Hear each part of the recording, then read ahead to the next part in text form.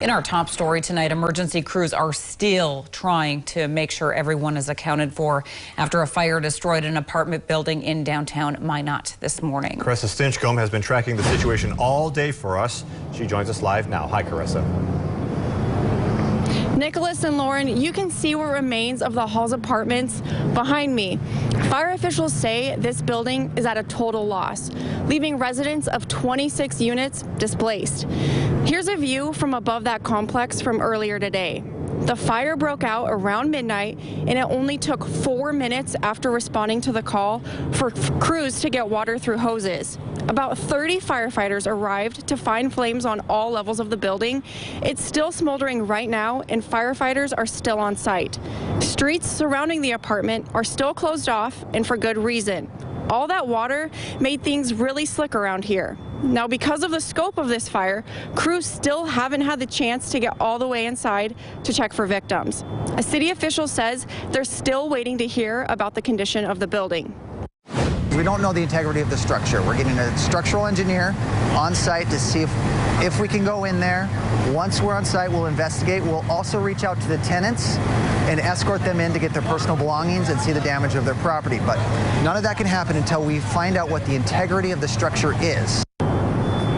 Officials still don't know what caused the fire, but what we do know is that dozens of people are in a completely different place than they were 24 hours ago. I spoke to local organizations who are stepping up and working together to help these people when they really need it most. Here's what they have to say. To see such devastation across the street is really heartbreaking. The Hall's apartments in central Minot are at a total loss. Residents of 26 units have had their worlds turned upside down over the last 24 hours. Some of them may have lost everything, but organizations like the YWCA are offering their assistance. The YWCA has a community closet filled with men's, women's, and children's clothing.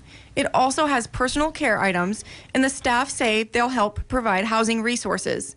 We're here for the community, and the community's been there for us in time of crisis, and now it's our turn to repay that favor and help them in any way we can. The Men's Winter Refuge has men's clothing, blankets, and personal care items available.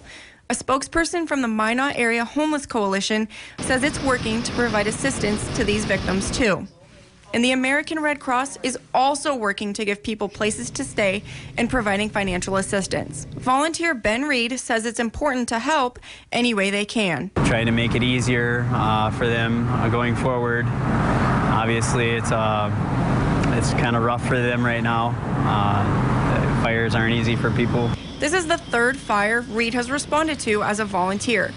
He says it's important work. Knowing that everything that I can do to maybe make it easier on them, maybe just being there for them, comforting them, letting them know that there is somebody there, or there is help. Nicholas and Lauren, I also spoke with a company that manages this property, IMM. It says it's working with other apartment complexes to try to find housing for these 26 displaced victims. For now, back to you. Russell, thank you very much, and we'll keep following this story and bring you updates as we learn more. Absolutely.